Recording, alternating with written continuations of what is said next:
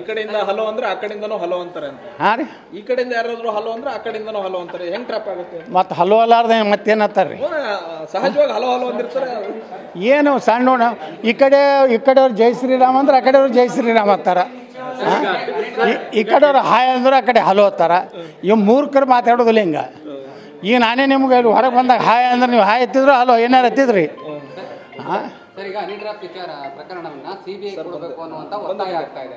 ಕೊಡ್ಬೇಕು ಸರ್. ಈಗ ಸ್ಟೇಟ್ ಅಲ್ಲಿ ನಾ ಹೇಳೋದು ಕರ್ನಾಟಕ ಒಮ್ಮೆ ಈ ಹನಿ ಟ್ರ್ಯಾಪು CD ಫ್ಯಾಕ್ಟ್ರಿಗಳು ಏನಾದ್ರು ಬಂದಾಗಬೇಕು. ಇಲ್ಲಾಂದರೆ ರಾಜಕಾರಣಿಗಳು ನೋಡ್ರಿ ಸುಮ್ಮನೆ ಎಡಿಟ್ ಮಾಡ್ತಾರೆ. ಯಾರ್ದೋ ಮುಖ ತಂದು ಯಾರ್ದೋ ಸೊಂಟಿತು ಯಾವುದೋ ಶರೀರಕ್ಕೆ ಹಚ್ತಾರೆ. ಮತ್ತು ಅವನು ಇಡೀ ರಾಜಕೀಯ ಜೀವನ ಹಾಳು ಮಾಡ್ತಿರಲ್ಲ, ಅವನ ಕುಟುಂಬದ ಪರಿಸ್ಥಿತಿ ಏನಾಗ್ತದೆ? ಮೊನ್ನೆ ವಿಧಾನಸಭೆಯಲ್ಲಿ ಮುನಿರತ್ನ ಹೇಳಿದ್ರು, ಏನೋ ನನ್ನ ಮೊಮ್ಮಗಳು ಕೇಳ್ತಾ ಇದ್ದಾಳೆ, ಏನಪ್ಪ ನೀನೊಬ್ಬ ರೇಪಿಸ್ಟ್ ಅಂತ ಹೇಳಿ. ಅಂದರೆ ಯಾವುದು ನೋಡಿ ಅವ್ರು ಮಾಡ್ಯಾರೋ ಬಿಟ್ಟಾರೋ ನ್ಯಾಯಾಲಯ ಇದೆ, ವ್ಯವಸ್ಥೆ ಇದೆ. ಆದರೆ ಇಂಥ ಹಲ್ಕ ಕೆಲಸ ಏನು ಮಾಡಿ ಕೆಲವೊಂದು ರಾಜಕಾರಣಿಗಳು ಮಾಡ್ಲಿಕ್ಕತ್ತಾರಲ್ಲ. ಇಡೀ ಕರ್ನಾಟಕನ ಹೇಳಿದೆ ವಿಧಾನಸಭೆಯಲ್ಲಿ, ಒಂದು ಸಂಸ್ಕಾರ ಇರುವಂಥ ರಾಜ್ಯ ಕರ್ನಾಟಕ, ಒಂದು ಒಳ್ಳೆಯ ಸಂಸ್ಕೃತಿ ಇರುವಂಥ ರಾಜ್ಯ.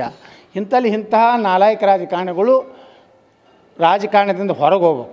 ಇಂಥವ್ರು ಮುಖ್ಯಮಂತ್ರಿ ಆಗಬಾರ್ದು. ಇಂಥವ್ರು ಮುಖ್ಯಮಂತ್ರಿ ಆದ ಕರ್ನಾಟಕದ ಅಲ್ಲಿಂದ ಬರೀ CD ಫ್ಯಾಕ್ಟ್ರಿಗಳೇ ಆಗ್ತಾವೆ ಎಲ್ಲ ಕಡೆ. CD ಫ್ಯಾಕ್ಟ್ರಿಗೆ ಒಬ್ಬ ಸಚಿವ ಸಂಪುಟದ ಕ್ಯಾಬಿನೆಟ್ ದರ್ಜೆ ಕೊಡಬೇಕಾಗ್ತದೆ.